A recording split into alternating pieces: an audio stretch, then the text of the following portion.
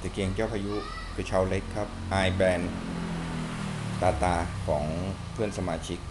ส่งมาทำระบบครับโอ้ตัวนี้แท้ทั้งตัวเลยครับอุปกรณ์ครบเป็นตะเกียงเก็บครับจุดติดสมบูรณ์แล้วครับลูกไฟกลมเต็มลูกแสงนิ่งไม่กระพริบกลับมาใช้งานได้ปกติแล้วครับถ่ายคลิปแจ้งแบ่งปันครับขอบคุณครับที่ติดตามคลิปจนจบ